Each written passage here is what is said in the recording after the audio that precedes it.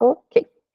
Então, 24 de setembro, vamos, após as apresentações do plano de ensino e as apresentações dos estudantes e da professora, vamos dar início às atividades da disciplina Métodos Quantitativos em Ecologia, do programa em Sistemática e Conservação da Diversidade Biológica, e vamos começar com uma breve introdução à ecologia quantitativa.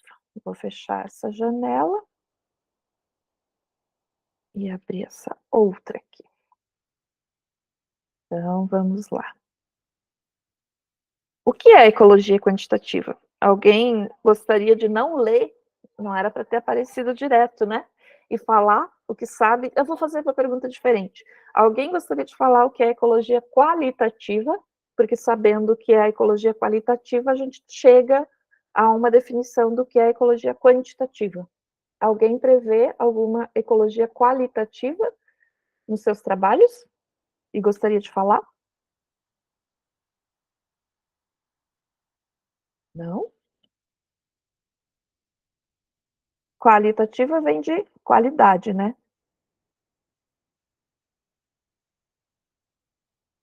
Então, quando a gente fala em ecologia qualitativa, a gente vai ter as informações com aspectos mais descritivos. E tem pessoas que vão ter aí, por exemplo, a Ana Maria, se não me engano, Ana Cristina, né?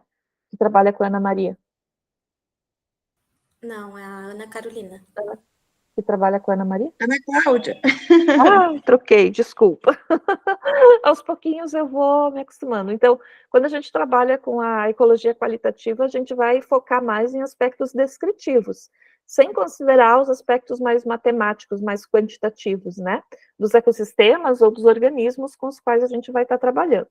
Ao invés de medir e analisar dados numéricos, né, como abundância, diversidade, a ecologia qualitativa vai explorar essas interações, processos, características de ecossistemas, espécies e comunidades, com bases em observações diretas. Então, se não me engano, a Bianca, uma das Biancas que trabalha comigo, agora eu vou esquecer o sobrenome, são duas Biancas. Então, uma das Biancas vai usar mais essas informações qualitativas do que quantitativas, se não me engano, ela falou sobre isso, né? Vai ter algum trabalho, alguma análise quantitativa, com certeza, mas a maior parte dos dados, quando ela for fazer as observações da avifauna e for trabalhar com os observadores de aves, muitos dados que ela vai obter são qualitativos, são descritivos.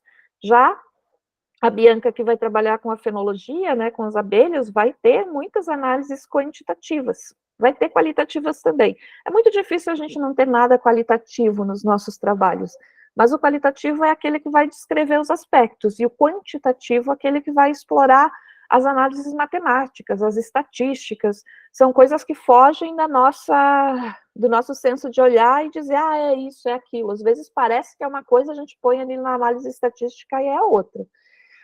Então, quando a gente vai trabalhar com a ecologia quantitativa, a gente vai utilizar métodos matemáticos e estatísticos para investigar padrões e processos em ecologia, permitindo análises rigorosas e previsões confiáveis. Se diz que essas análises quantitativas, elas são replicáveis.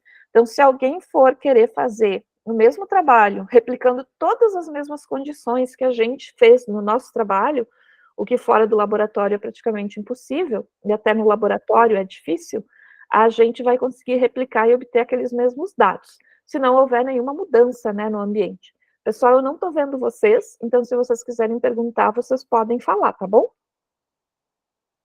Tá, vou entender que vocês disseram que sim. A ecologia quantitativa, ela é uma subdisciplina e vai usar métodos matemáticos e estatísticos para analisar e entender sistemas ecológicos dos mais simples aos mais complexos. Então, por meio dessa ecologia quantitativa, em que a gente quantifica ou tenta transformar em números o que a gente está visualizando, e para isso a gente vai usar dados, vai usar análises, ela tanto vai tentar nos fazer entender, compreender sistemas simples e sistemas complexos. É claro que os sistemas simples a gente compreende de uma forma mais tranquila e vai utilizar métodos estatísticos menos robustos.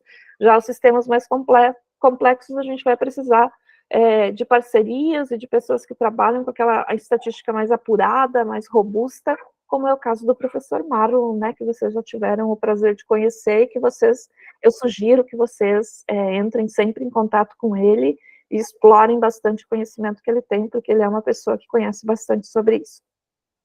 Bom, esses métodos de ecologia quantitativa, eles são cruciais, porque eles nos permitem quantificar padrões e processos em ecologia, conduzindo a conclusões que são precisas e replicáveis ao longo desta disciplina, né?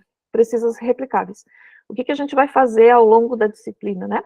Ao longo dessa disciplina, a gente vai explorar como esses métodos podem nos ajudar vocês nos trabalhos de vocês, e até, né, a partir de agora, talvez mudar alguma coisa na metodologia da dissertação de vocês, para que vocês possam aplicar de uma maneira mais eficiente essas análises que estão disponíveis, muitas delas disponíveis gratuitamente, e outras disponíveis em programas e softwares mais robustos, que às vezes são pagos, e agora também a gente pode começar a pensar nas possibilidades da inteligência artificial para aprimorar as nossas análises e para aprofundar os nossos resultados.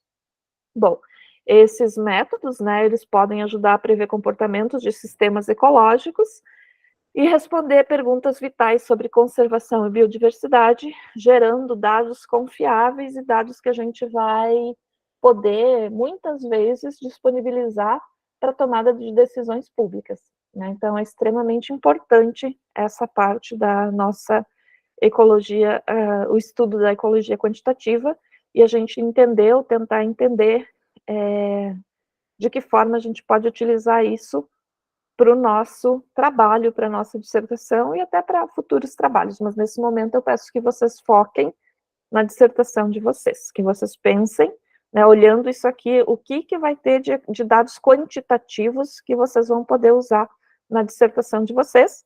E se vocês já estão coletando os dados, vocês já podem, né, pegar essas informações e tentar colocar dentro das caixinhas, né, que vão aparecendo aqui e que vocês vão poder pensar a respeito delas para definir melhor o método, a metodologia de vocês e como vocês vão analisar os dados de vocês. Eu coloquei para gravar? Só o que falta, né? A pessoa foi lá para colocar para gravar e não colocou. Sim, prof, tá Tá gravando. gravando, então tá bom. Deixa eu jogar para cá a tela, então. Então, vamos para a página 2. Por que é importante a pesquisa ecológica? Tem uma resposta aqui, mas vocês podem falar um pouquinho mais. Alguém gostaria de falar? Por que vocês acham importante ou vocês não acham importante a gente fazer essa análise quantitativa, utilizar esses dados mais robustos, mais numéricos, que nos ajudam a transformar o que a gente está vendo em algo mais corroborável, como se diz, né? Que a gente pode confirmar, que a gente pode corroborar. Vocês fizeram hipóteses no trabalho de vocês, né?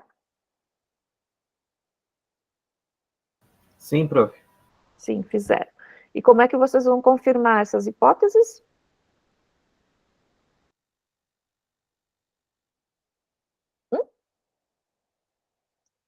Vocês vão precisar usar análises, né? Isso. Então, vocês vão precisar usar análises estatísticas. Então, essas análises, elas vão permitir que a gente teste as hipóteses que a gente tem, né? A gente olha para algo e a gente imagina alguma coisa, né? Então, o que é a hipótese? Eu estou vendo aqui, vou falar das minhas escuas, que são as aves da Antártica com as quais eu trabalhei.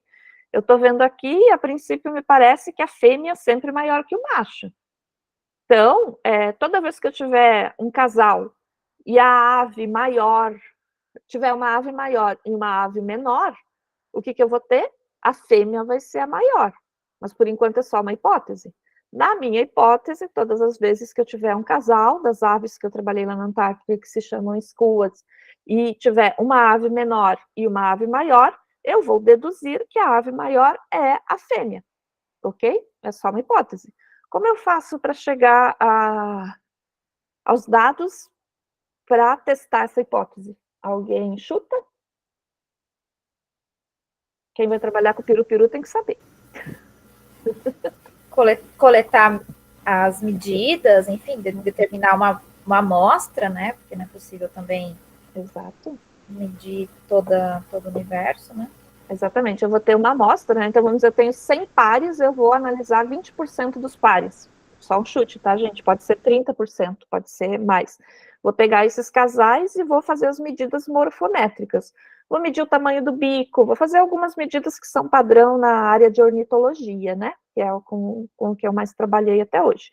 Então, eu vou pegar, vou fazer a medida do bico, a medida do bico e da cabeça, a medida da asa, vou fazer medida, vou pesar, né, qual é o peso corporal, vou fazer diversas medidas, vou medir o tarso e vou colocar tudo isso em planilhas. E essas planilhas eu vou organizar de forma que eu possa rodar em softwares de dados, em alguns softwares estatísticos, e fazer os testes necessários para tentar chegar à minha hipótese. E quais são as possibilidades dessa hipótese? A gente sempre vai ter o H0 e o H1. O H0, se eu não estou enganada, se eu me enganar, vocês me corrijam, por favor, é quando o que eu disse realmente é o que acontece. Então, sim, é verdade. Toda vez que você tem 99,5%, né, porque a gente trabalha com aquele 99% de confiabilidade, 99,5% de confiabilidade, às vezes 95% de confiabilidade, né, depende muito das análises que a gente vai fazer, né. 95% dos casais é isso que acontece. A fêmea é maior do que o macho. E no H1, não é isso que acontece. Você viu um casal em que a fêmea era maior do que o macho, você deduziu isso tudo para a população, mas quando você fez a análise estatística, você chegou lá à conclusão que tanto faz. Né? Em 50% dos casos, o macho é maior, e em 50% dos casos, a fêmea é maior.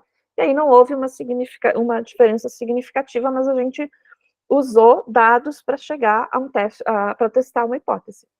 A gente vai testar hipóteses, que são essas coisas mais simples, né? Tipo 1 por 1, 2 por 2, em que a gente vai ter uma ou duas ou três questões para testar, mas também algumas pessoas testam modelos.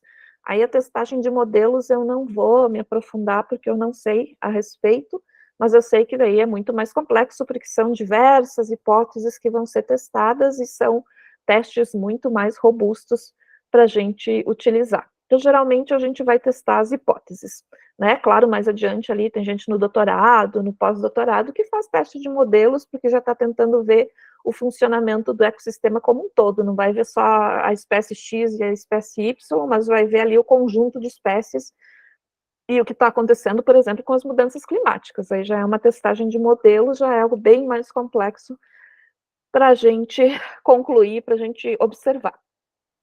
Bom, esses testes vão permitir que a gente tire as nossas conclusões, e são essas conclusões que a gente apresenta lá nos nossos resultados da dissertação, e que são extremamente importantes.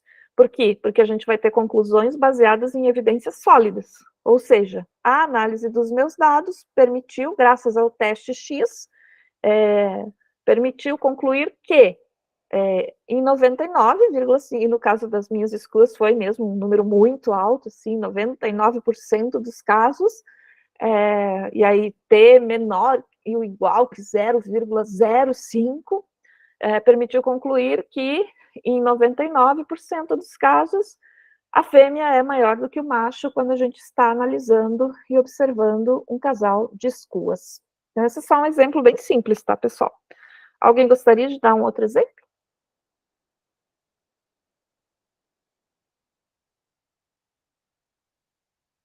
Silêncio.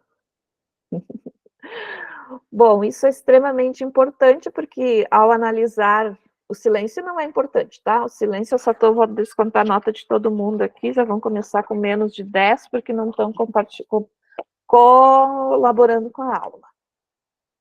Deixa eu anotar. Não, tô brincando.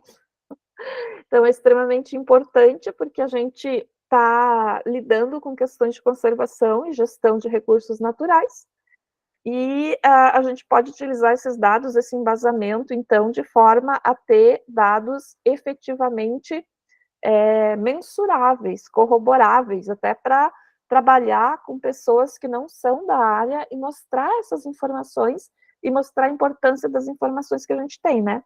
Hoje em dia, quando a gente fala em aquecimento global, em mudanças climáticas, é super importante que a gente tenha ali evidências científicas sólidas, evidências científicas bem embasadas. Além disso, né, utilizando a ecologia quantitativa, principalmente quando a gente fala em modelos, a gente consegue prever cenários futuros e entender melhor as respostas dos ecossistemas a diferentes estímulos ou perturbações. Por isso, existem muitas pessoas que estão fazendo agora modelos para tentar prever as questões climáticas e para tentar visualizar e identificar padrões de comportamento do clima, padrões de comportamento de inundações em algumas áreas, padrões de comportamento de deslizamento em outras áreas.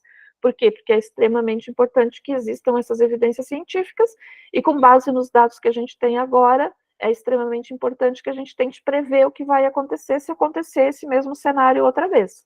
Né? O que vai acontecer se houver, de novo, 410 milímetros de precipitação em determinado período de tempo, né? Será que a inundação vai ocorrer da mesma forma, nos mesmos locais? Será que houve alguma mudança de dinâmica? Bom, isso tudo dá para se explicar e se compreender utilizando essas análises e esses dados. Mas é claro que na nossa dissertação, na dissertação que vocês vão escrever, vocês não precisam não vão chegar a fazer esse tipo de cenário, né? Vocês vão trabalhar com coisas mais pontuais, com informações mais de espécie, com análises mais tranquilas de se fazer, que a ecologia quantitativa não vou dizer superficial, mas que a ecologia quantitativa mais básica vai dar conta, né? Inclusive com a ajuda dos orientadores de vocês que já têm uma boa experiência nisso. Buenas.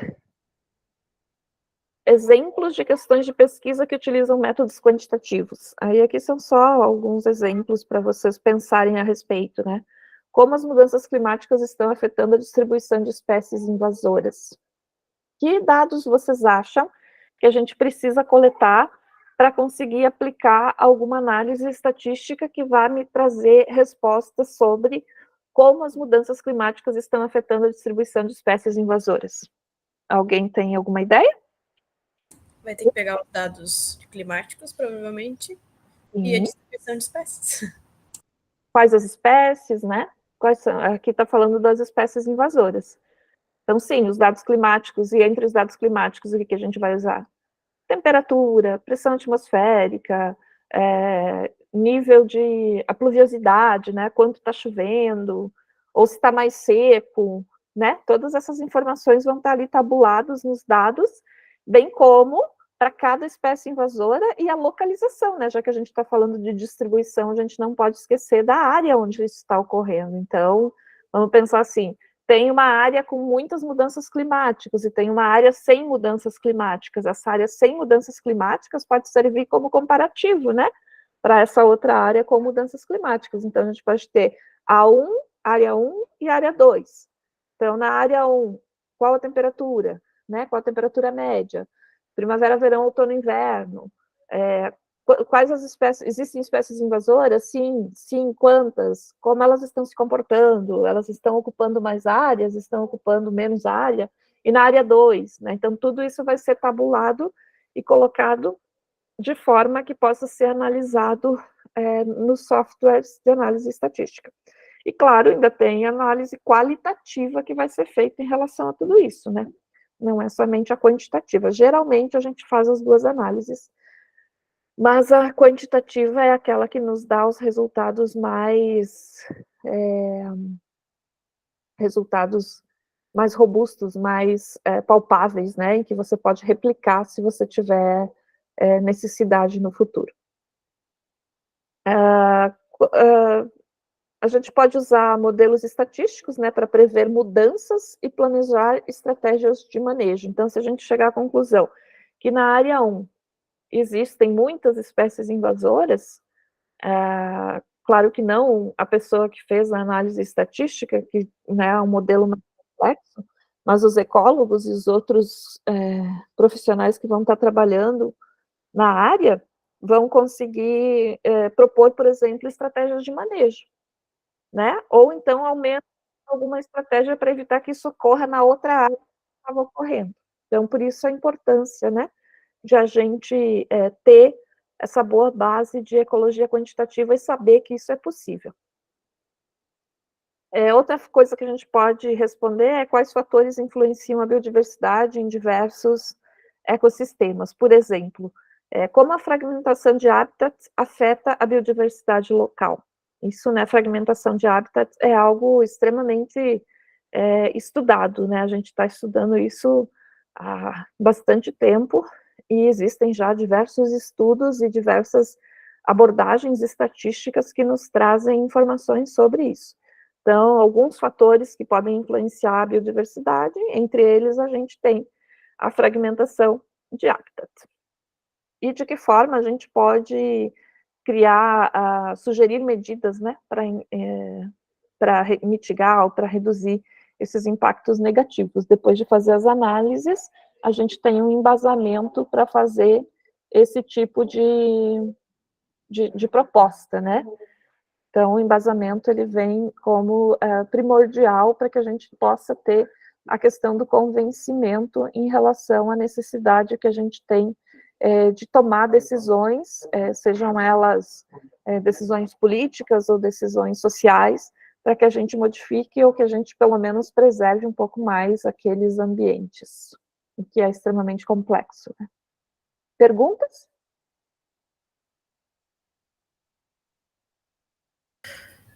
Professora, só estava pensando ali na questão do exemplo das mudanças climáticas. A nossa comparação podia ser entre 2 períodos de tempo, tipo uma linha base e depois um X tempo posterior para... Sim. Hoje em dia se usa muito, né? A gente tem dados históricos de pluviosidade, dados históricos de temperatura, dados históricos de muitas informações históricas. E a gente sempre compara o passado com o que está acontecendo agora para tentar entender o que vai acontecer no futuro, né? Então, sim, é isso mesmo. A gente pode fazer uso, quando tem essas informações, em especial, especificamente das mudanças climáticas, a gente pode fazer uso do que tinha no passado, o que tem agora, e tentar prever o que vai acontecer no futuro. Esses dados históricos, eles são extremamente importantes. Então, quem tem aí dados históricos para utilizar, talvez já consiga identificar alguma mudança em relação a alguma questão, a depender do tempo desses dados históricos, né? Se são 10 anos de dados históricos, talvez não, mas se são 100 anos de dados históricos, talvez a gente já consiga. Ok?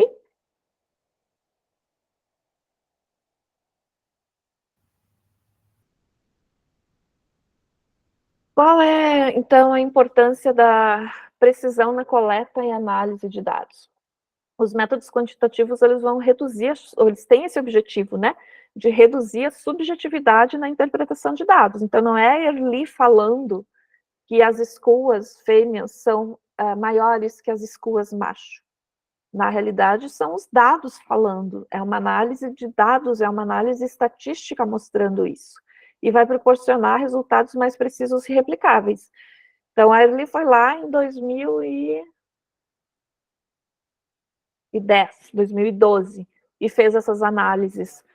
Se em 2022 alguém foi lá e fez essas análises de novo, essa pessoa provavelmente encontrou os mesmos resultados, ela conseguiu replicar, porque em 10 anos é bem provável que não tenha mudado a característica da população de escoas na região. Aí, em 2032, é bem provável que a pessoa ainda vá lá e consiga replicar essas mesmas informações e obter esses mesmos resultados. A escoa fêmea maior que a escoa macho nos casais, geralmente. Aí, em 2202, aí eu já não sei mais, né? Se vai ser a mesma coisa ou se já vai ter mudado alguma coisa, porque o período de tempo que passou é muito grande. Mas, a princípio, a gente vai gerar resultados precisos e replicáveis quando a gente está usando esses métodos quantitativos. Uma das razões fundamentais para que a gente valorize tanto os métodos quantitativos em ecologia é a precisão que eles trazem para a ciência. Então, não é a Early falando, a Early foi lá e coletou os dados, a coleta foi precisa o suficiente para que ela pudesse ser replicada depois. Então, quando a gente vai lá e a gente pega, escua, é a mesma pessoa que vai fazer as medidas, né? Eu não vou comparar os dados da medida da Erli com os dados da medida da Juliana. Eu vou pegar sempre as medidas da Erli, porque às vezes a precisão da medida é tão importante que eu preciso ali que seja milimétrico. Então, a Erli vai medir sempre da mesma forma, mas a Juliana pode ser que segure o paquímetro, que é o instrumento de medida, de uma maneira um pouquinho diferente. Então, por isso a importância da pessoa fazer essas análises. Mas, claro, existem testes estatísticos que vão mostrar se as análises que a Erli fez e as análises que a Juliana faz, as medidas que a Erli fez e as medidas que a Juliana faz, se elas são similares e podem ser comparadas. Até isso a gente faz, né? Quando a gente vai ter, por exemplo, a Erli coletando dados em um determinado lugar e a Juliana coletando dados em outro lugar. Então, é importante que a gente saiba que isso também é possível, né? Fazer essa comparação. Eu posso comparar os dados que a Erli coletou com os dados que a Juliana coletou? A análise estatística vai me mostrar isso. É claro que a gente vai ter que fazer um período de teste em conjunto, em que a gente vai fazer, eu vou medir a ave, a Juliana vai medir a ave, daí depois vamos medir lá umas 20, 30 aves, as duas vão fazer todas as medidas, a gente vai lançar no software de estatística e a gente vai ter lá o resultado. A precisão da coleta de dados feita pela Erli é a mesma precisão da coleta de dados feita pela Juliana, então a Juliana pode coletar num lugar e a Erli pode coletar em outro lugar e tá tudo certo, vai dar para fazer essas análises. E isso é muito importante, né? É extremamente importante que isso seja feito.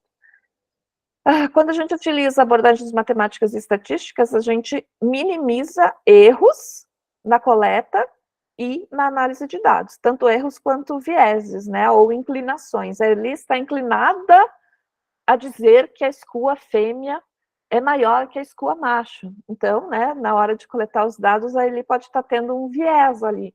Mas se os dados foram coletados precisamente, né, se tudo foi feito de forma adequada, o programa vai nos responder se tem um viés ali ou não, ou se tem um erro, né?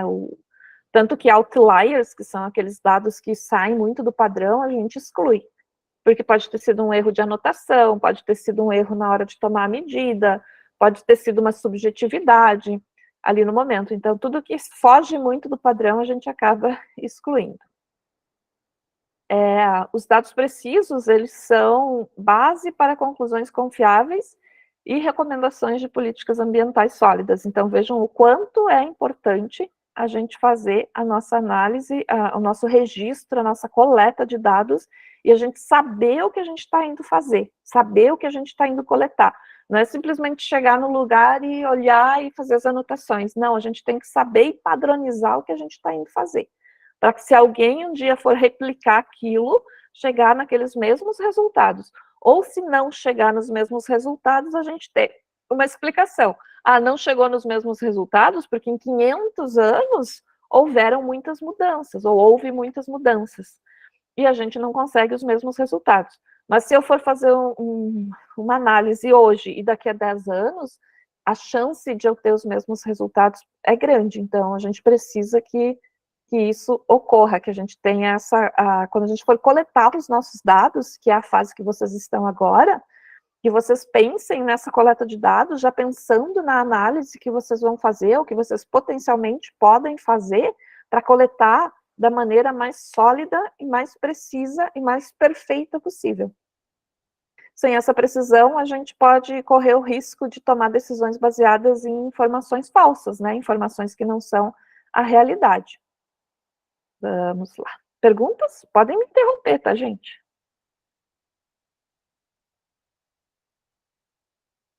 Ok, vou tomar um gole d'água. Importância dos métodos quantitativos. Então, com base, né, no que a gente está vendo até agora, os métodos quantitativos, eles vão possibilitar que a gente consiga testar as hipóteses que a gente criou e validar as nossas teorias de maneira mais rigorosa. Então, vocês já criaram hipóteses? Alguém gostaria de falar hipótese? Uma hipótese da dissertação? Lembra, assim, de cor?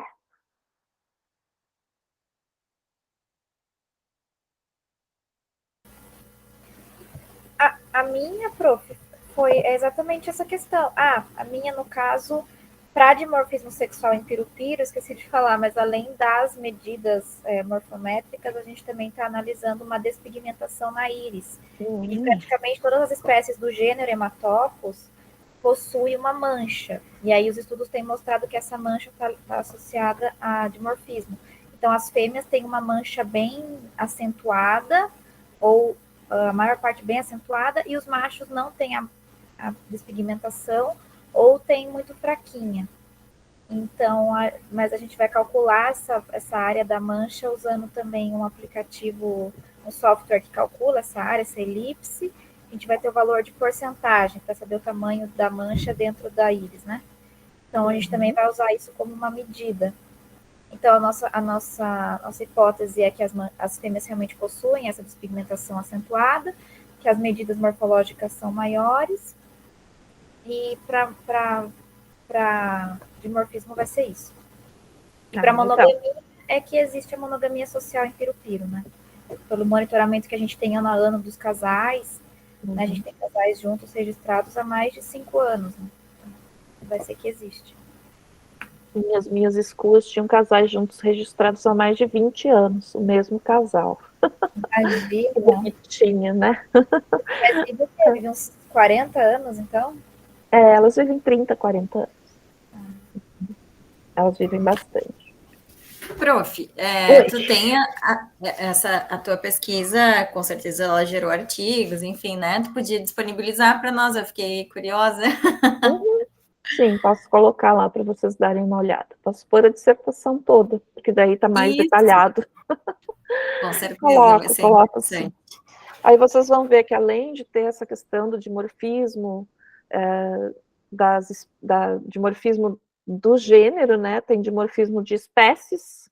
A princípio, uma espécie, são 2 espécies e não uma só, que todo mundo trata como uma espécie só. Tem análise de metais pesados e outros contaminantes, o mercúrio, no caso, eu fiz análise comparando dados lá do hemisfério norte com dados do hemisfério sul, e é um monte de coisa.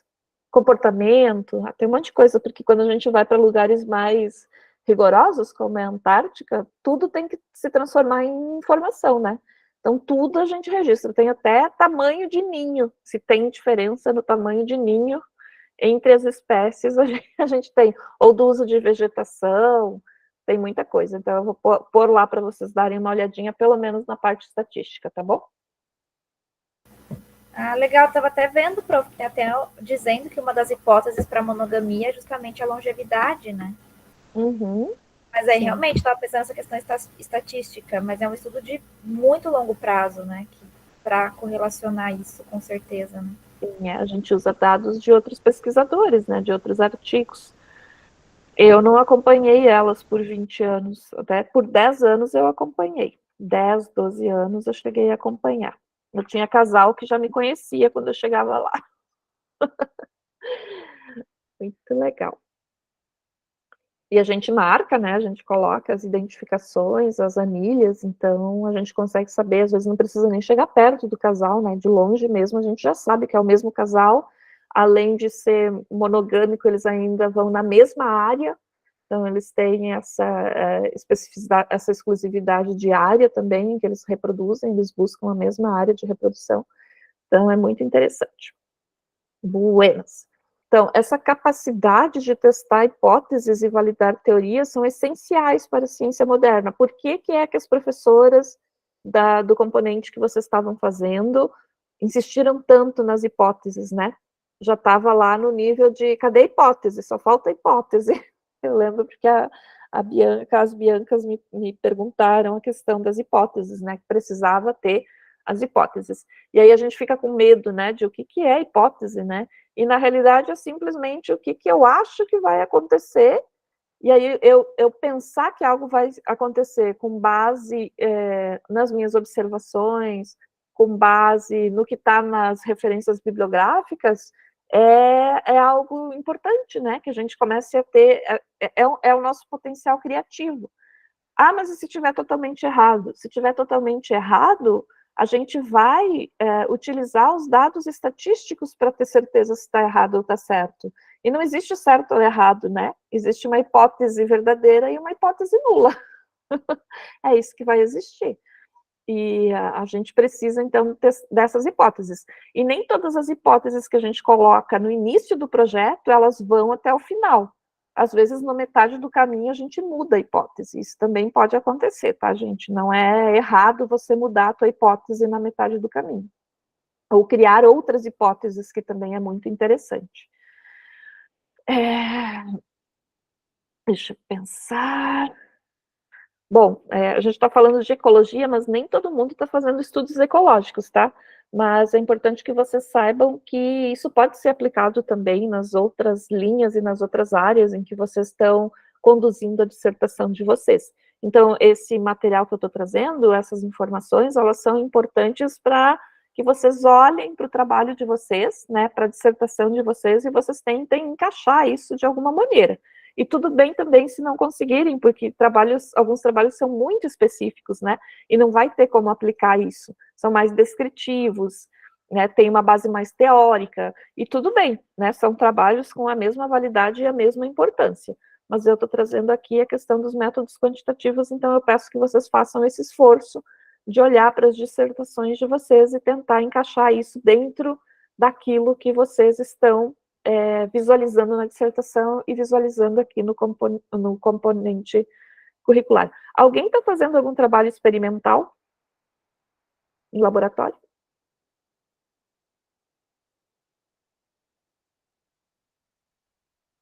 Não? Eu acho que só a Ana, prof. Eu acho que no... Mas, enfim, eu acho que ela pode falar aí. Um laboratório, no caso, de paleonto, né? Uhum. O teu é experimental ou é descritivo, Ana? É mais descritivo, né? É mais descritivo mesmo, por causa da questão do fóssil e a possível identificação dele mesmo. Experimental é conduzindo algum experimento, assim, por exemplo, vamos pensar em quem está trabalhando com as algas, pegar lá as diatomáceas e colocar num determinado ambiente mais ácido e comparar a sobrevivência com a diatomácea num ambiente menos ácido. Alguém está fazendo algum trabalho assim no laboratório? Acho que não, né? Então, tranquilo, era só a curiosidade minha mesmo. Não tem problema, não. Se vocês não estão fazendo os experimentais, porque os trabalhos experimentais, eles também usam muito dos métodos quantitativos, né? Alguém levantou a mão? Eu, prof, a Flávia. Não, Pode na falar. verdade, assim, meu trabalho, ele não chega, acho que não chega a ter esse caráter experimental, assim, né? Porque, na verdade, a gente só vai fazer as medições em campo, né, do ambiente onde as algas se encontram e talvez tentar correlacionar alguma coisa, ocorrência delas com temperatura de água, pH de água, oxigênio dissolvido, enfim, né? Mas no ambiente onde elas já estão, né? Não é nada experimental. Perfeito. Não, é isso mesmo. Ele não é experimental, você está observando o que está acontecendo, né? São observacionais.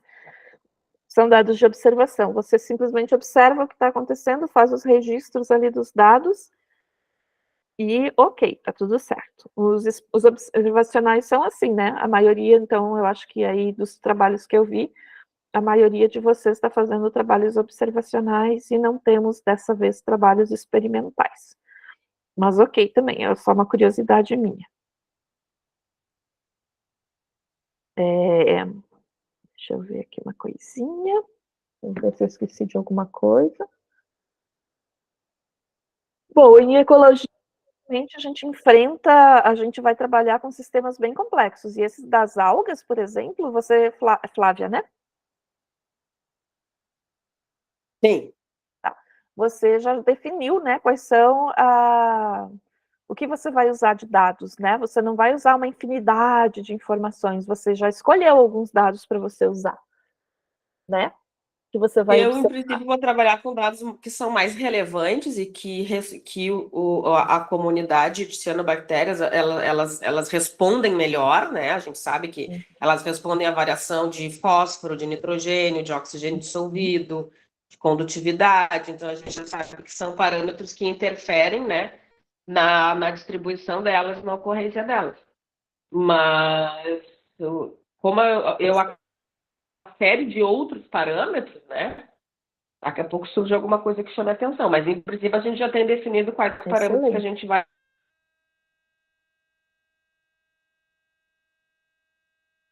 trabalhar. Vai utilizar. Não, é isso mesmo, porque se a gente resolve trabalhar com todas as variáveis que existem, a gente não dá conta, né?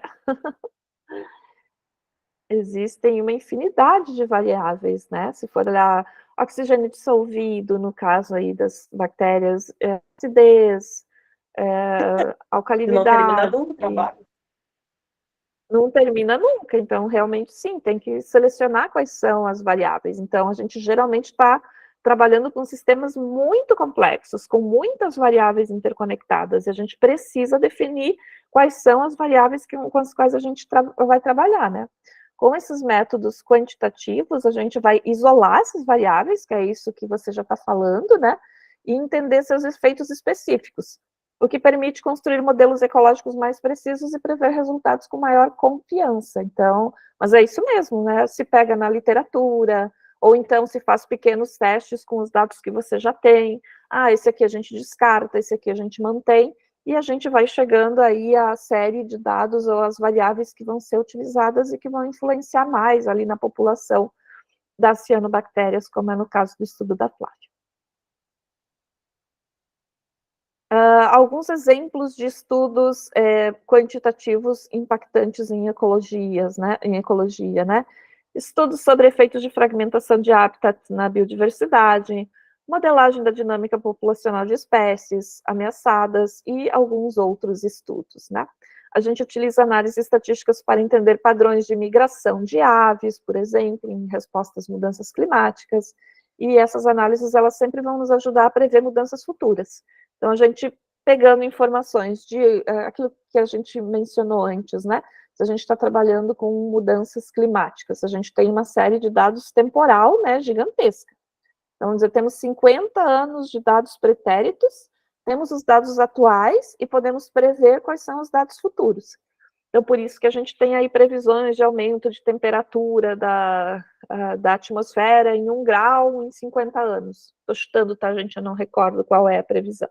Mas a gente tem previsões realizadas em relação ao futuro com base no que foi acontecendo no decorrer dos anos e com os dados que foram obtidos e armazenados nesse período. Então, é super importante que a gente também faça o nosso trabalho de maneira que no futuro alguém vá utilizá-lo novamente para fazer essas comparações e previsões. Outro estudo relevante poderia envolver a utilização de modelos preditivos para avaliar o impacto de práticas agrícolas sobre a biodiversidade local, então permitindo a criação de práticas mais sustentáveis. Esse é um exemplo também que pode ser observado e que a gente pode encontrar aí na literatura, muitas vezes com já sugestões de práticas. Isso é bem antigo, né, gente? Não é uma coisa nova, né? Então, por exemplo, agricultura verde, adubação verde, são práticas agrícolas que foram analisadas e que se chegou à conclusão de que elas seriam, para a biodiversidade local, mais sustentável, né? Elas reduziriam o impacto sobre a biodiversidade local. Mas aí vem toda uma questão mais específica por trás, né? Como é que você vai aplicar essas práticas mais sustentáveis? Porque vai aumentar o custo da produção, e o custo da produção vai lá no consumidor. Então, tem outras questões por trás, além da nossa parte, que é a parte mais de análise quantitativa, análise estatística, de proposição de soluções e sugestões. Medidas, até aí tudo bem, gente? Tudo certo, prof. Tá ok. Depois vocês vão poder assistir de novo e os slides vão ficar disponíveis, tá? O que são, então, as medidas de diversidade, né? O que é diversidade alfa, o que é diversidade beta e o que é diversidade gama, que são muito faladas, né, nos conceitos aí de diversidade biológica. A diversidade alfa, ela vai se referir à diversidade de espécies dentro de um hábitat específico ou de uma área local. Ela nos ajuda a entender a complexidade ecológica em um nível mais granular. Então, qual é a diversidade dentro de uma área ou ecossistema? Essa diversidade é a diversidade alfa. Já a diversidade beta, ela vai descrever as diferenças entre as comunidades de espécies em diferentes hábitats e áreas. Eu já vou mostrar um exemplo para vocês, tá, gente? Aqui é só o conceito. A diversidade beta é crucial para a gente entender como as espécies e comunidades respondem a diferentes condições ambientais e geográficas. Então, a gente vai comparar diferentes ambientes. E já a diversidade gama é a diversidade total, é um somatório da diversidade dos ambientes, de todos os ambientes. A gente observa uma paisagem, observa uma região maior, e a gente vai ver qual é a diversidade desses ambientes, né, como um todo, e vai ter a diversidade gama. Ela é mais ampla e ela combina as diversidades alfa e beta. Essa medida nos dá uma visão abrangente da biodiversidade em uma escala maior, né? Então, a gente começa ali com a diversidade alfa, que é a diversidade dentro de uma área ou ecossistema, vai para a diversidade beta, que vai analisar a variação da diversidade entre ecossistemas, até a diversidade gama, que é esse somatório da diversidade de uma área maior. Então, pega alfa, pega beta, pega essa diversidade mais completa, né? Vamos dizer assim. A gente precisa compreender essas diferentes facetas da diversidade biológica para compreender, de certa forma, o que é a ecologia, né? Então, a gente precisa saber o que é diversidade alfa, o que é diversidade beta, o que é diversidade gama. São alguns cálculos que a gente acaba fazendo para conseguir compreender o que é ecologia. E cada um dos tipos aqui de diversidade vai nos dar insights e informações sobre a saúde ambiental, a saúde desses ecossistemas.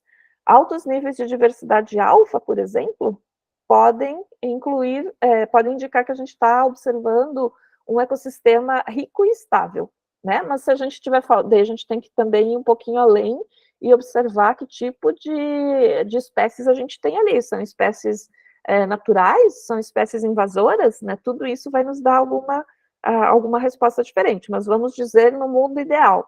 A diversidade alfa, ela vai indicar, né, uma diversidade mais alta, ela vai indicar um ecossistema mais rico e mais estável. Enquanto as mudanças na diversidade beta podem sinalizar alterações no ambiente, né? Também aqui, essa mudança, vocês já vão ver no próximo slide, a questão da diversidade beta. Como a introdução, aqui já vai indicar se houve ou não introdução de espécies invasoras, ou se houve alguma, me fugiu a palavra agora, alteração, né, alguma influência das alterações climáticas em relação à composição de espécies, mas isso tudo com base em informações pretéritas, tá, gente? A gente sempre vai ter informações anteriores e informações do presente para a gente poder fazer essas comparações, não é só pegar a diversidade alfa e dizer, aqui o ecossistema está saudável, ou só pegar a diversidade beta e dizer, aqui houve alteração do ecossistema, porque a gente precisa ter padrões de comparação. E isso, né, as análises de outros artigos, de dados anteriores, vão nos trazer. Quando a gente monitora essas medidas ao longo do tempo, a gente identifica padrões críticos e ameaças à diversidade. E isso tudo é essencial para que a gente, né, faça ali a gestão e os esforços de conservação. Deixa eu mostrar o próximo slide, que aí tem... primeiro aqui, algumas formas de a gente calcular isso, né? Então, existem algumas fórmulas ou alguns índices que nos auxiliam a calcular, por exemplo, a diversidade alfa. A gente vai colocar as informações de acordo com o que o software solicita, e a gente vai calcular o índice anti-Shannon, o índice de Simpson, que alguém mencionou, né, que talvez vá já utilizar isso, diversidade beta, índice de Whittaker, a diversidade gama, que é a soma das diversidades alfa das áreas. Então, a gente vai utilizando essas informações de acordo com a nossa necessidade, de acordo com o nosso planejamento, de acordo com a dissertação que vocês forem escrever. Eu acho que ninguém vai usar isso. Talvez a Bianca, que vai trabalhar com avifauna, mas vai depender muito dos dados que ela tiver. Tá, Bianca? Talvez você vá utilizar isso aqui. Mas é porque tudo depende de como a gente vai conseguir a coleta de dados. Né? Nem todo mundo vai conseguir dados ou a rigidez de dados necessários para a gente fazer esse tipo de análise. Mas, por exemplo, numa área de floresta, em que a gente vai comparar área de floresta, no caso da Bianca são os cânions. Não quer falar um pouquinho, Bianca, sobre o que você vai comparar e tentar colocar dentro disso, alfa, beta e gama? Ou você fala e eu coloco? Tá, vou falar um pouco então. Na verdade, o que eu vou tentar comparar são as diferentes áreas sensíveis à visitação. Aí a gente vai ter que estabelecer critérios de sensibilidade dessas áreas, e aí provavelmente, assim, vamos comparar, a trilha vai ser dividida em seções, e aí de acordo, assim, com a vegetação e com a avifauna associada àquela vegetação. Uhum. Então, aí a gente vai poder talvez ter diversidade alfa e usar o índice de Shannon, dependendo como forem feitas as coletas, né? Se as observações que forem, os dados que forem gerados forem robustos o suficiente, a gente vai poder ter, por exemplo, da área mais visitada, da área com mais pressão, né? A área que tem mais pessoas visitando e a área que tem menos pessoas visitando. Então, tem mais turistas e menos turistas. E aí, qual a diversidade alfa da área A e da área B?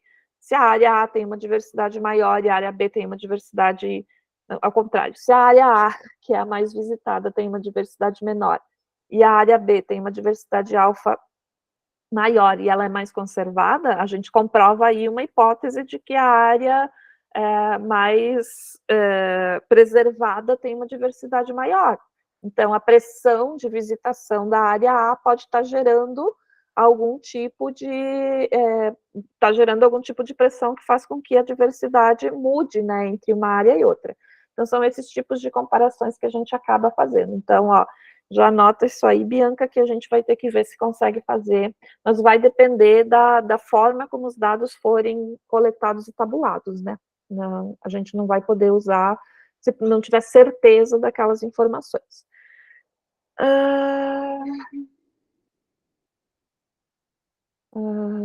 Para a diversidade alfa, é muito comum o índice de Shannon, né? Ele considera tanto a abundância quanto a equitabilidade das espécies dentro de uma comunidade. Então, a gente dividiria em duas comunidades. A comunidade A, que é a comunidade onde tem uma pressão antrópica maior, e a comunidade B, que tem uma pressão antrópica menor, e faria essas comparações. Já a diversidade beta é um método um método bem frequentemente usado, é o Whittaker, e ele vai medir a diferença entre a diversidade total e a média das diversidades alfa nas comunidades comparadas, para ver se teve alguma alteração, né? A gente vai sempre ter que comparar duas comunidades, não dá para fazer com uma comunidade só. A alfa a gente consegue com uma comunidade só, mas a beta a gente precisa de pelo menos duas comunidades para comparar. E a diversidade gama, a gente só vai somar as diversidades alfa de todas as áreas estudadas e vai ter uma medida de diversidade total, ou né, uma escala regional ou paisagística.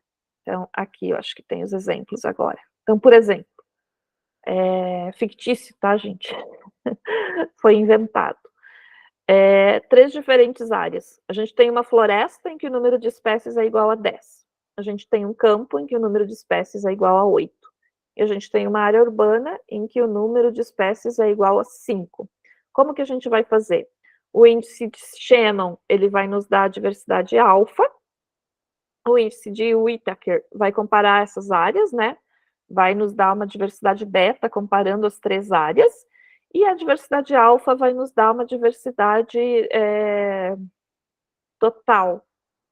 A soma das diversidades alfas vão nos dar uma diversidade gama, né? A diversidade total das 3 áreas que a gente está analisando. Então, suponha que na floresta a gente tem as 10 espécies registradas, no campo 8 e na área urbana 5. Quando a gente usar o índice de Shannon, ele vai nos ajudar a calcular essa diversidade alfa para cada área. E depois a gente vai usar, então, deixa eu mudar aqui. Então, a diversidade alfa, e aí a gente tem uma fórmula, gente, mas eu não quis trazer as fórmulas aqui, porque a gente colocando lá no programa, ele já faz, para a gente já nos dá o resultado, né? Então, a gente coloca lá floresta, campo, área urbana, coloca outras informações e ele vai nos trazer os resultados. Então, aqui, de acordo com esses dados, né, tendo número 10 espécies na floresta, 8 espécies no campo e na área urbana 5, a gente vai ter aonde a maior diversidade? No esperado, né? Na floresta que tinha 10. Opa, perdão, não era para voltar, não era para ir. Na floresta eram 10, então o índice de diversidade aqui é maior do que em relação ao campo e do que em relação à área urbana. Aqui foi 2,30, campo 2,08 e área urbana 1,61. A diversidade gama é só a gente somar todas essas diversidades alfas, e a gente vai ter a diversidade total da região, que é 5,99, e a diversidade beta, a gente vai ter uma visão da variação ou diferença na diversidade entre as 3 áreas estudadas. Aí, para vocês não ficarem preocupados, a gente tem amanhã não, né? Sexta-feira, mais informações sobre isso, aí eu trago um exemplo mais claro, tá bom? Então, essa diversidade beta, ela oferece uma visão da variação ou diferença na diversidade entre as 3 áreas estudadas, refletindo como as espécies estão distribuídas entre diferentes hábitats. Mas amanhã a gente vê... Amanhã não, tô confundindo. Sexta-feira a gente vê com mais detalhe essa questão, e aí eu trago até o programinha que a gente usa para colocar aqui para vocês, para a gente fazer alguns testes em conjunto e fazer de uma forma mais explicada. Mas esses números, eles indicam aí quem tem mais diversidade, quem tem menos diversidade, qual é a diversidade total da área, e aí eles permitem que a gente compare com outras áreas, seja na busca bibliográfica, seja no trabalho que a gente mesmo está fazendo. Então, a gente ainda vai ver mais sobre alfa, beta e gama. Mas até aí, tudo bem? Todos esses dados, assim, a diversidade de gama a gente pode somar depois que obtenha a diversidade alfa. Mas esses dados todos são, a gente coloca as informações no programa e eles nos traz a resposta, tá bom, gente? Porque ele faz comparações entre aqueles números que a gente tem, 10, 8 e 5. Por isso que ele traz isso aqui. Então, comparativamente falando, a floresta tem um índice de diversidade alfa de 2,30, enquanto que o campo tem um índice de diversidade alfa de 2,08. E são esses aqui os dados que a gente vai usar. Claro, depois ainda vai usar lá um teste T de variável para verificar se realmente esses dados têm diferenças significativas ou não. Tá? Mas aí a gente primeiro define o que a gente vai fazer em relação a esses dados aqui. Ô, prof, só uma pergunta. Esses índices de diversidade alfa, ele trabalha com abundância ou com riqueza? Com número de espécies. Com número de espécies. Tá. Não tá. Ele tem um outro um pouco mais complexo que vai trabalhar com abundância e riqueza. Tá, mas esse aqui a gente está vendo só a riqueza, ó. N igual a 10, N igual a 8, N igual a 5. Se não me engano, é Shannon Weaver. Agora eu não tenho certeza, mas amanhã não. Sexta-feira a gente fala sobre ele. E daí a gente fala mais complexo. Aqui era só para dar uma pincelada mesmo, para a gente falar brevemente sobre esse tema. E mais para frente. Ok. Agora vocês me ajudem e vocês vão dizendo que tipo de métodos de coleta vocês vão usar nas dissertações de vocês, tá bom? Então, o uso de GPS para mapeamento exato de locais de amostragem, que o GPS é o sistema de posicionamento global. Eu usei muito GPS para registrar posição de ninhos. E aí, quem vai usar GPS aí nos trabalhos que vocês estão fazendo?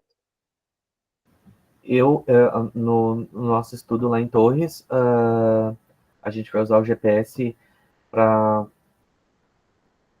estimar assim, a coordenada de cada grupo que a gente cataloga em saída e embarcada, né? Em Uhum. ponto fixo, então não teria como, já tem a coordenada exata, mas o GPS só para saída e embarcada, só para... Ok. Mas Eu ok. também vou usar. também vou usar. Pode falar, Bianca. Continua, vai. Tá, eu vou usar para referenciar os ninhos, né, de piro-piro. Como eu vou pesquisar a parte reprodutiva, então a gente também vai mapear ali os ninhos. Ok. Eu Então, também. Sim, desculpa, Bianca, pode Não, falar. também vou usar para marcar os pontos fixos de observação e também para marcar os pontos de área sensível. Ok. Mais alguém? Para monitorar os casais também, lá em Torres. Também para monitorar justamente a territorialidade, né? Que os mesmos casais utilizam sempre as mesmas áreas também. Uhum. E aí vocês vão provavelmente gerar um mapa, né? Com esses Mapa de calor. pontos. Isso. Que é importante, né? Que já que vai usar o GPS, que depois se coloque num programa e se gere esse mapa para colocar lá nos resultados também, ou depende, né? No caso dos botos, provavelmente, se estiver marcando a posição em que encontrou os botos, talvez vai ser resultado já. Mas no caso da Bianca, que vai estar marcando os pontos onde ela vai repetir as coletas, vai estar em material e métodos. Por quê? Porque ela só usou para marcar. Então, toda vez que eu voltei no campo, eu fui no mesmo ponto. Então, só para ter certeza que eu estava no mesmo ponto. Então, é um mapa em que tem a distribuição dos meus pontos, e isso significa que é o local aonde eu vou voltar e fazer as minhas coletas. Então, isso é material e métodos. Já no caso dos botos, vai ser resultado, porque tem os pontos fixos, né? Você mencionou, o Bruno mencionou, e depois vai ter os pontos onde eles forem localizando. Então, os pontos fixos vão estar lá em material e métodos, porque são pontos fixos, são metodologia, são método, e as marcações dos pontos aonde ele encontrou, ele pode colocar lá também como um resultado da dissertação dele, né? Aí não vai estar no material e métodos, vai estar no resultado. Se a Bianca resolver, por exemplo, assim, eu encontrei uma águia super diferente que não existe em lugar nenhum. Então, eu vou marcar a posição onde eu encontrei essa águia, eu encontrei ela em 12 pontos, né, durante os períodos em que eu fui fazendo.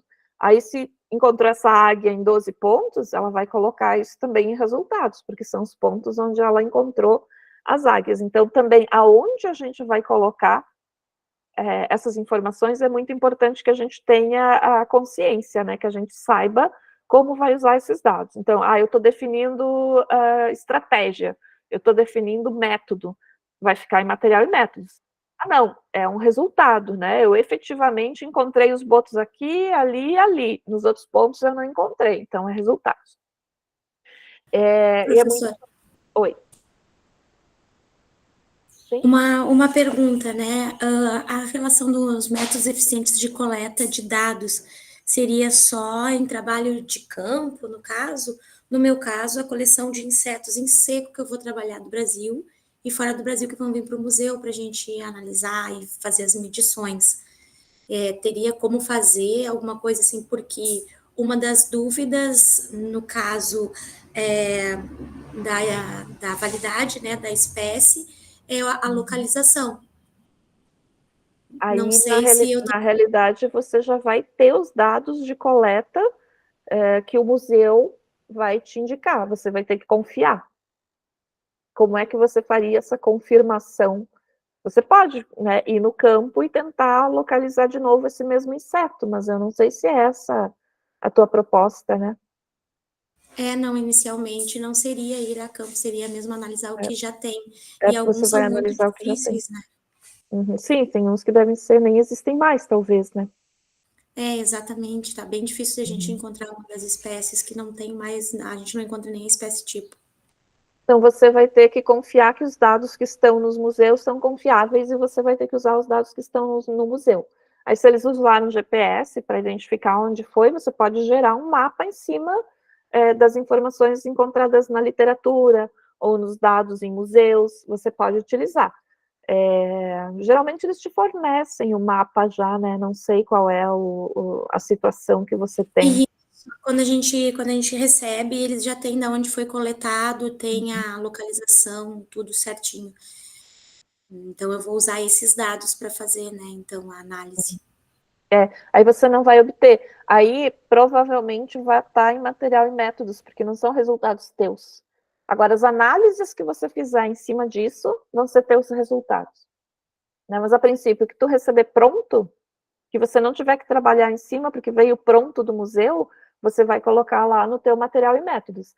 Depois, assim, agora eu vou analisar, né? Eu vou comparar a área A com a área B. E aí eu vou criar um mapa juntando essas áreas, né? A e B, aí sim você coloca nos teus resultados. Mas, a princípio, o que vier pronto, o que vier já definido, aí você usa em material e métodos. Mas aí tem que olhar item a item para ver o que você trabalhou, o que você... A gente pode falar sobre isso mais especificamente para o teu trabalho daí. Tá certo, professora, Tá bom? obrigada. Por nada. Drones, alguém vai usar drones? Não, mas já se pensou em trabalhar, mas ainda Uhum. não se tem um ok certinho. A Sim, princípio, porque... é só um trabalho por fora para fazer a aerofotogrametria Tá. dos botos lá de Torres, mas é só para calcular a estimativa do tamanho populacional, né? O tamanho populacional do animal, não dos grupos. Sim, entendi. Porque o pessoal do Farol das Baleias esse ano teve mais registro de boto do que de baleia, então foi pensado nesse estudo, né? De criar um tamanho populacional.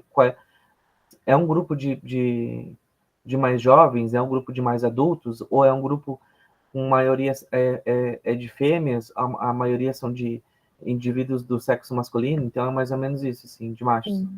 É mais ou menos isso que se pensou em fazer uma pesquisa sobre, mas ainda não foi definido. Ainda não foi definido. Isso. Então, agora que estão começando a usar esses drones, né? Eu lembro que na Antártica teve um grupo que levou os drones para fazer, porque a gente fazia, né? A gente chegava nas áreas, por exemplo, uma colônia de pinguins, que tem milhares e milhares de ninhos, né? E a gente tinha que procurar uma área mais alta, e daquela área mais alta a gente fazia as fotografias, e depois a gente montava no computador as fotografias, daí tinha que ter aqueles pontos de referência para poder montar no computador. Hoje já tem programas que montam as fotos, né? A gente não precisa mais se preocupar com isso, mas é que eu sou pré-histórica, então ainda se usava de montar as fotos, aí imprimia e daí fazia a contagem dos ninhos, né? Ou então a gente ia para a área mais alta, dividia usando alguma referência, dividia em pequenos trechos, assim, e fazia no olhômetro, né, no manual. Aí teve um ano que o pessoal levou o drone, aí subiu o drone, lá do alto fez a foto e foi embora. Né? A gente levava horas para fazer, com o drone se passou a fazer, assim, em 10 minutos de atividades. Só que tem alguns contras, né? Por exemplo, o som que é emitido, que pode perturbar a colônia de pinguim. Né, sempre tem alguns prós e alguns contras, porque a presença do pesquisador lá por mais tempo também perturba a colônia de pinguins, né? Então, tem que se fazer análise para ver o que vale mais a pena. Manter o pesquisador para fazer análise mais tempo, ou usar o drone para otimizar, e daí, de repente, você faz uma coisa de 10 minutos, de 1 hora, 2 horas em 10 minutos, depois leva aquilo para o laboratório e vai fazer. Então, hoje em dia, se usam drones também para cobrir áreas maiores, né? E eles têm revolucionado a forma como a gente coleta dados em ecologia, porque eles são capazes de cobrir grandes áreas. Então, né, o tempo que a gente levaria para fazer andando, a gente faz o drone lá, tchum, tchum, tchum, deu, tá pronto, volta para o navio ou volta para a área onde a gente está acampado e vai fazer as análises no laboratório. Eles são particularmente úteis em áreas de difícil acesso, né, onde a coleta de dados manual é muito demorada e complicada, né, então, no caso, a gente ia de bote, né, imagina você indo nas ilhas de bote, aí leva o bote, acha um lugar que seja seguro para todo mundo desembarcar, depois o bote fica lá esperando, aí muda o tempo, o bote volta, entra todo mundo no bote de novo, volta para a estação, quando na realidade, se você vai com o drone, não precisa nem desembarcar, né? Chega com o bot, já lança o drone, já faz a análise que tem que fazer e deu. É claro, tem outras análises que não tem como fugir disso, né? Eu quero coletar, capturar os indivíduos, quero fazer análise morfométrica, quero coletar amostras para fazer análise de DNA, isso tudo daí não tem como resolver, mas quando é só análise, por exemplo, de população, quando é análise de ninhos em uma determinada região, análises de pares reprodutivos, tudo isso a gente já consegue fazer com os drones e com os programas que ajudam a fazer a leitura e análise das imagens. Bom, né, o pessoal já está fazendo até com imagem de satélite, então imagina que né, as manchas, por exemplo, das colônias de pinguim, para saber se está aumentando ou diminuindo, já se consegue fazer com satélite, porque tem uma precisão nos dados obtidos por satélites que permite a gente visualizar a diferença de coloração. Então, né, cada vez mais vai ficando mais fácil de fazer a pesquisa e mais fácil de obter dados mais completos e mais precisos, né? Porque é muito mais preciso eu fazer uma foto de uma área com drone e registrar o número de ninhos do que eu subir numa área mais alta e fazer uma contagem visual ou tirar as fotos para depois fazer essa contagem no computador, sendo que quando eu tiro as fotos, eu mesmo posso estar encobrindo alguma área e deixando de contar alguns pares, alguns casais. Sensor automático, alguém vai usar? Não? Esses também são mais raros de a gente ter, né? Então, os sensores automáticos para coleta de dados contínuos, eles são... Deixa eu movimentar uma coisinha. Eles são utilizados como câmeras e sensores de movimento. Ah, não tem ninguém fazendo de vertebrados maiores? Análise de câmera? Acho que alguém falou que estava fazendo. Prof, eu vou utilizar sensores de temperatura. Ó, né? isso já é um sensor automático, ok? Uhum. E sensor de movimento, alguém vai usar? Aquelas câmeras de captura automática também, né? Que tem que o bicho passa e a câmera tira foto. A Brenda está dizendo que vai, prof. Acho que ela está sem o áudio. Está sem o áudio. Ó, perfeito, viu? Ó, vocês já estão usando isso. Então, câmeras, sensores de movimento, sensores de temperatura, eles permitem a coleta de dados em tempo real, sem a necessidade da presença constante do pesquisador, né? Então, torna mais fácil aumentar o tempo de análise, o tempo de monitoramento de um determinado local. Então, esses dispositivos podem registrar a atividade de fauna, variações climáticas e outros fatores ambientais ao longo do tempo. E aí eles proporcionam um conjunto de dados mais robusto e de forma contínua, né? Quando não dão problema, porque também podem ter algum problema. Mas são mais raros os problemas do que quando é o pesquisador em si indo para o local. Muito bem. Algumas outras ferramentas e técnicas modernas, como softwares GIS, né, para análise espacial, são os sistemas de informação geográfica, que são também ferramentas muito poderosas e permitem que os pesquisadores visualizem, analisem, interpretem dados e informações espaciais. Né? É possível mapear e distribuir espécies, identificar áreas de conservação prioritárias, entender as relações entre diferentes variáveis ecológicas. E hoje em dia a gente se usam as imagens e alguns softwares fazem as análises, né? A gente só tem que estar lá para verificar se as análises foram, né? Para conferir essas informações e ver se as análises estão sendo de forma precisa. E também essas análises são essenciais para a tomada de decisões informadas em conservação e manejo ambiental, que tem total relação com o nosso programa, né, com o nosso mestrado. E aplicativos móveis para entrada rápida de dados no campo. Isso eu lembro que a gente já levava quando ia para campo, a gente já ficava tão feliz de ter, a gente conseguiu uma vez de uma empresa, gente, vocês não podem rir, eu não vou lembrar o nome. Não existia ainda laptop, sabe? Para a gente levar para o campo e fazer, mas era um aparelhinho assim desse tamanho que a gente levava e conseguia colocar alguns dados, algumas informações no campo, ao invés de colocar no papel. Mas era muito arcaico, assim, ele cabia pouca informação. Então, para vocês terem ideia, as primeiras vezes que eu fui para a Antártica, a gente levava a máquina de disquete. Já viram máquina fotográfica de disquete? Ninguém, né? Estou me sentindo muito velha. De disquete não, só de cartão de memória, só, assim, Então, de filme. não, de filme. você não deve nem saber o que é um disquete, né? Não, eu peguei a época do disquete, mas eu peguei já terminando já. Tá, não, a gente levava para o campo das primeiras vezes uma máquina fotográfica que era desse tamanho, e a gente enfiava o disquete, cabiam 8 fotos digitais na máquina, tu acredita? De péssima qualidade. Mas era assim que a gente fazia, né? O registro de dados no campo. Então, as fotos eram mais raras, a gente não tinha tantas fotos. E hoje, quando eu olho essas fotos, se você deixar ela desse tamanho assim na tela do computador, você enxerga a foto.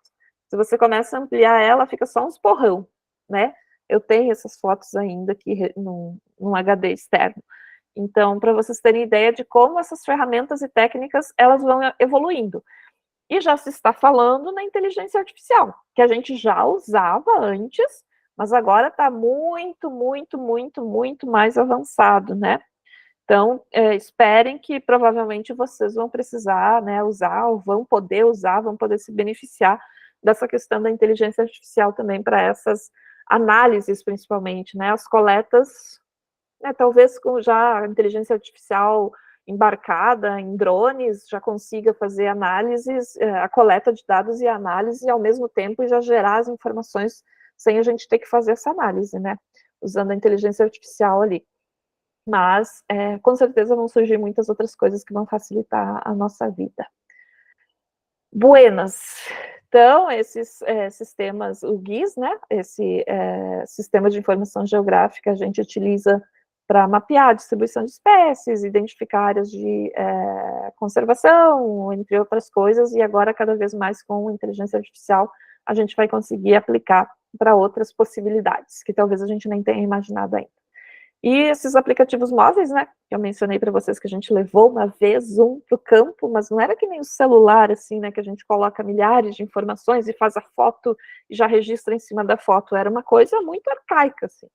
Então, esses aplicativos móveis no campo, eles auxiliam muito na hora em que a gente quer reduzir o tempo, né? Então, para facilitar o registro de dados, para acelerar a tomada de informações, para fazer mais rápido, né? Porque tempo é dinheiro, e isso também se aplica para o campo, né? Para as atividades em campo, ou seja em laboratório, né? Também é possível utilizar. Eles vão permitir que os pesquisadores insiram os dados rapidamente, ou às vezes, né, tirem uma foto e já mandem lá para análise, e já tenham um resultado para poder já em campo mesmo tomar alguma decisão de qual dado coletar e qual informação adicional utilizar ou fazer o registro, e reduzem muito a possibilidade de erro, economizando tempo, né? Eu acho que um dos maiores problemas que a gente tem quando a gente está no campo é realmente a chance de a gente coletar alguma coisa errada, ou fazer um registro errado, colocar alguma informação de forma errada ali no papel e depois não ter como voltar para fazer essa conferência. Então, né, economiza tempo e economiza muito em relação à chance de a gente errar, né? Que nós, como seres humanos, somos factíveis, né? Somos humanos, como diz realmente, e podemos errar no momento em que a gente está fazendo esses registros, essas anotações. Eu mesma já tive vezes de fazer registros e depois, por algum problema, não consegui utilizar aqueles registros, ou por erro meu, ou por algum problema no campo, né, que destruiu lá o caderno de anotações, ou com alguma coisa assim, e aí ter que descartar aqueles dados, né, e aí imagina o investimento que é você ter que descartar dados, né, a tristeza que é para o pesquisador você descartar esses dados porque não está conseguindo usar por uma falha humana ou técnica. Então, esses aplicativos, eles podem ser utilizados até para já enviar diretamente as informações para a nuvem e já manter elas salvas de qualquer tipo de imprevisto. E eles podem ser configurados, né, para coletar dados de forma padronizada. Então, se você digitar um número errado ali na hora, ele já vai te avisar, ó, atenção, esse número não está correto, está fora do padrão que a gente está esperando. Facilita a organização e a análise posterior, né? Porque uma das partes mais chatas que tem, vocês hão de concordar comigo, eu gostava muito, né, mas a maioria das pessoas não gosta, é a parte de ficar no computador organizando os dados e fazendo eles ficarem nos formatos que a gente precisa. Além disso, muitos aplicativos oferecem funcionalidades de sincronização em nuvem, né, que é o que eu mencionei a recém, permitindo que a gente já salve esses dados e compartilhe esses dados com outras pessoas, com toda a equipe em tempo real. Reduz também o número de pesquisadores necessários no campo, né? Um pesquisador ou 2 pesquisadores já conseguem fazer muito mais atividades utilizando essas novas tecnologias, essas novas ferramentas e tantas outras que já existem por aí. Perguntas? Excel, todo mundo adora Excel aqui, né? Já estou vendo. Bom, a organização dos dados em planilhas, ela é imprescindível, a gente não consegue ainda fugir disso, pode ser que com os aplicativos aí, a gente, em algum futuro próximo, com a inteligência artificial, a gente consiga dar ordens ou prompts que façam com que ela organize os dados para a gente, mas por enquanto a gente ainda precisa revisar para ter certeza que está tudo certo, né? Então, é uma etapa crucial, né? É uma das etapas mais importantes, né? A gente vai a campo, a gente faz as anotações, a gente precisa ter esses dados organizados e tabulados. A gente usa o Excel, mas existem outras formas, né, de utilizar esses dados, e essa organização de dados, ela precisa ser feita com muita atenção, em momentos em que a gente não está muito cansado e muito estressado, porque precisa ser o mais bem feito possível, né? E isso, a gente estruturar bem esses dados vai facilitar as nossas análises, vai garantir que as informações estejam acessíveis e compreensíveis, porque não é só a Erli que tem que saber usar aqueles dados, ou tem que olhar para aquela planilha e saber como eles vão ser usados. Outras pessoas no futuro também vão precisar usar essas informações e usar esses dados, então elas precisam estar muito bem organizadas, muito bem definidas, com tudo muito bem detalhado, para que a gente possa ter essas informações a médio, longo prazo, e não só a gente fazer esses dados, né, fazer essas análises, mas possibilitar que outras pessoas também façam. O Excel é uma das ferramentas mais poderosas e conhecidas para esse propósito. Hoje em dia já está vindo com inteligência artificial embarcada, né, a Microsoft anunciou, né, que todos esses aplicativos vão vir com inteligência artificial embarcada, e eu já percebi, porque às vezes eu estou digitando aqui uma coisa no Excel e ele está me sugerindo, quero transformar em não sei o que, navegável. Não quero, eu quero só fazer o que eu estou fazendo. Mas ele já está, né, conversando com a gente, vão aparecendo, vão abrindo telinhas e janelinhas, e você gostaria de inserir uma fórmula, que tal fórmula, com base nos dados que você inseriu até agora, a fórmula mais adequada é tal. E aí você fica olhando, ele está lendo os meus pensamentos já, né? Então, com o passar do tempo, e a gente que, né, o pessoal que é mais jovem, vai ter mais facilidade para usar essas ferramentas e para e tornar suas análises mais poderosas, mais intuitivas, e fazer as coisas de forma até mais ágil e mais fáceis de compreender. Então, o Excel é o que a gente usa bastante, né? Alguém usa outro para incluir os dados?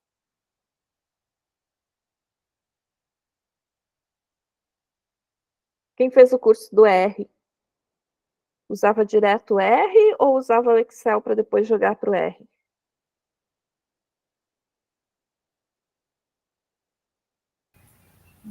Eu não comecei ainda, mas como minha tendência será sempre começar com o Excel, não sei, parece meio... Sim, mas, o mais... né, enfim... Eu por enquanto também estou colocando no Excel, mas eu sei que depois eu vou ter que transferir esses dados para algum outro software. Né? A gente coloca no Excel e dentro do próprio Excel a gente dá as ordens, os comandos e vai... se a gente colocou a coluna, o que era para ser linha. a gente dá uma ordem para o Excel e ele transforma isso, tá? Não façam como eu, que uma vez fui refazer tudo no manual, porque a chance de erro é muito grande. Existem comandos, né? Para tudo existe comando dentro do Excel. Então, se vocês tiverem dificuldade, tiverem dúvida, sempre perguntem para outras pessoas, que vocês vão ver que existem funções muito interessantes dentro do Excel, além das funções básicas, que nos auxiliam na hora de colocar esses dados, de converter esses dados, tirar ponto, transformar em vírgula, né? Porque às vezes a gente coloca tudo com ponto e o R que é tudo com vírgula. Então, tudo isso a gente consegue fazer de uma forma muito automatizada e muito ágil, não precisa fazer manual, tá, gente? Ele tem essas possibilidades, a gente aqui não sabe usar muito bem. Bom, o Excel ele vai permitir essa inserção de dados de forma rápida e organizada. Cada coluna vai representar uma variável, né, espécie, localização, data, e cada linha pode representar um registro, um ponto de coleta, uma observação, e essa estrutura vai facilitar a visualização e a manipulação desses dados. Mas pode ser que algum software estatístico queira o contrário, queira que as linhas sejam as variáveis e as colunas sejam os dados, e aí a gente pede para o Excel fazer essa conversão, ele converte tudo automaticamente, sem erros, né? Quando a gente tenta fazer manualmente, a gente tem uma chance muito grande de errar, porque são muitos dados, né? Às vezes são muitas coisas, muitas informações. Bom, ele tem funções básicas para cálculos estatísticos, né? Pelo menos aquelas funções bem básicas a gente consegue fazer, como, por exemplo, média, mediana, moda, desvio padrão. Ele também gera gráficos dos mais diversos e facilita muito, e hoje cada vez facilita mais, né? Então, se a gente só coloca ali uma função, por exemplo, eu tenho ali a minha base de dados, e aí eu quero a média de uma coluna. Se eu colocar igual, média, e qual é o intervalo que eu quero, ele já vai me dar o resultado naquela célula, né? Muito rápido. Mas também eu posso ir por outro caminho, ao invés de eu digitar média, eu simplesmente ir em fórmula, inserir fórmula média, e ele vai me dar essa informação. Amanhã eu coloco no visual para a gente fazer uma... vocês vão ter uma atividade amanhã, não, né? Eu sempre falo amanhã, mas é sexta-feira. Vão ter uma atividade aqui para vocês fazerem e trazerem para a gente dar uma olhadinha de como isso funciona na sexta-feira. Criação de gráficos, né? Que é extremamente importante, porque é muito mais fácil a gente visualizar de forma gráfica, né? Para quem é visual, como eu, a gente precisa de mais informações visuais. Né, e o Excel ele permite criar diferentes tipos de gráficos de barras, linhas, de dispersão, que para ecologia a gente usa muito. E esses gráficos eles vão poder ajudar a ilustrar os resultados das dissertações de vocês, dos trabalhos de vocês, de uma maneira mais clara e mais impactante, né? Então, vamos lá. Também é extremamente importante que a gente defina claramente qual vai ser essa estrutura de dados nas colunas e nas linhas, e de novo, né, não precisa se preocupar, vou pôr tal na coluna e tal na linha, né, cria um padrão e faz aquilo ali. Se precisar alterar, o próprio Excel faz isso, essa alteração de linhas em colunas e colunas em linhas, de uma forma muito prática para a gente fazer, mas a gente precisa ter noção do que a gente está fazendo e inserindo ali no momento para depois fazer as análises, né. E é extremamente importante que a gente tenha certeza da integridade dessas informações, que a gente não, que a gente faça de uma forma concentrada e de uma forma que a gente tenha certeza do que a gente está fazendo. Né? Então, a estruturação em colunas e linhas é muito importante, né? A gente tem que manter essa estrutura organizada, saber o que a gente está fazendo, o que a gente está colocando em cada coluna, qual variável ela representa, se a linha representa o registro, né? Tudo isso a gente define no momento em que a gente vai fazer essa estruturação do dado nas colunas e nas linhas. As fórmulas também, se vocês não souberem como fazer, vocês podem pedir ajuda, né? Pedir apoio para fazer essas fórmulas, mas muitas delas já estão lá num íconezinho que chama fórmulas, né? E a gente clicando lá, ele até já indica onde a gente tem que colocar, como é que a gente faz.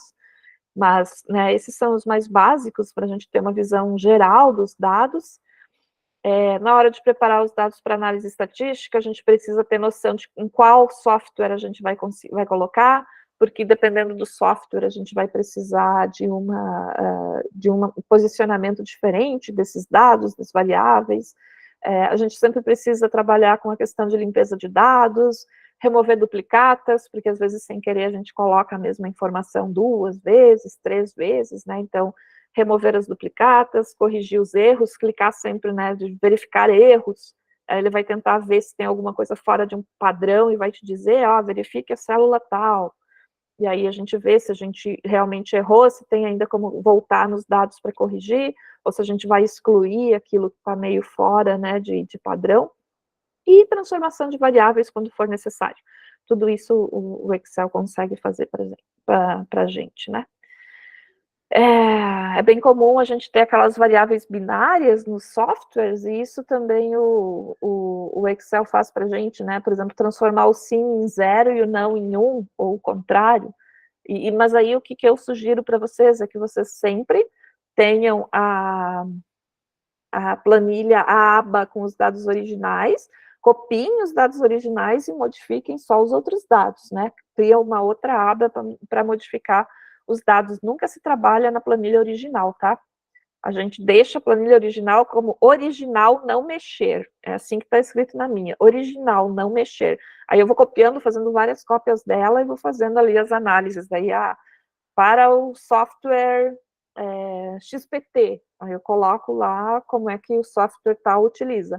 Para o software R, daí tem uma outra aba só com os dados do software R, né, para a gente ter a manutenção dos dados originais, e sempre salvem os dados originais de diversas formas possíveis em várias plataformas também. Eu já perdi dados originais naquele incêndio que teve na Antártica, né? Eu tinha muitos dados que eu tinha coletado naquele período, naquele ano, e eu não tinha colocado para a nuvem. E aí o meu computador queimou, com muitas análises que eu tinha feito, inclusive. Aí eu atrasei 2 meses a minha dissertação, porque eu tive que reorganizar muitas informações para poder fechar e terminar, defender. Era tese, na realidade. E tem alguns dados que tanto que alguém pergunta, foi publicado, né? Tem alguns dados que eu nem posso publicar porque eles foram perdidos e eu não tenho mais os dados originais. E então tem 1 ou 2 artigos que eu nem tentei publicar, porque se me pedirem ajustes, alterações, reanálise de dados, eu não tenho mais como fazer, porque eu não tenho mais os dados originais. Muito bem. Acho que a gente está chegando ao final, né? Aqui, o exercício prático de tabulação de dados. Isso eu vou pedir, eu vou deixar também disponível lá para vocês, tá? Não vai estar digitado. Eu posso mandar digitado para vocês, para ser boazinha. Eu ia pedir para vocês copiarem agora, mas já são 11h30. Eu queria que vocês digitassem, né? Para vocês terem essa experiência de a digitação tem que ser correta, a chance de a gente errar, e aí a gente vai fazer uma brincadeira na sexta-feira. Então, vocês precisam organizar os dados fornecidos, né, de um estudo de caso sobre aves urbanas. É fictício, tá, gente? São dados que eu vou confessar para vocês, foi a inteligência artificial que gerou para mim. Eu pedi para o ChatGPT, gere uma planilha com um exercício prático de tabulação de dados sobre aves urbanas. E aí ele gerou para mim a planilha. E eu quero que vocês, né, façam a classificação por espécie, número de indivíduos e local de observação. Aí vai estar uma planilhazinha, que eu vou salvar ela para vocês, então, já como editável no Excel, e aí vocês vão fazer as classificações e a gente vai fazer algumas análises, então eu peço que na sexta-feira, é bem o básico do Excel, tá, gente? Tragam o computador de vocês, o Excel, para que vocês possam ir fazendo também ao mesmo tempo. Eu vou fazendo, vocês vão fazendo, eu vou chamar algumas pessoas para fazerem também, e a gente vai fazendo em conjunto para treinar um pouquinho. Então, não precisem copiar agora, nem digitar agora, mas aí tem algumas, é só para fazer um exercício mesmo, de ordenar, fazer média, fazer algumas atividades na sexta-feira, tá bom? Então, vamos passar. Então, gente, como que vocês podem aplicar esses métodos em seu projeto de pesquisa? Já tiveram algum insight, alguma ideia? Não? Acham que não dá para usar nada?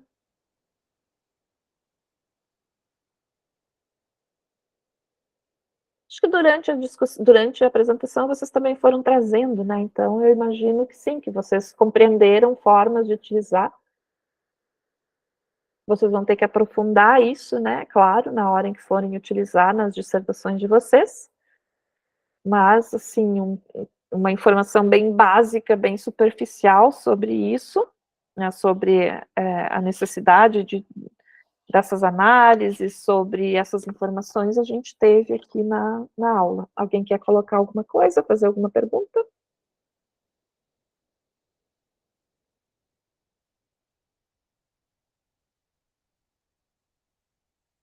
Então, deixa eu parar a apresentação. Onde vocês estão? Estou com tanta tela aberta aqui que eu perdi vocês, achei.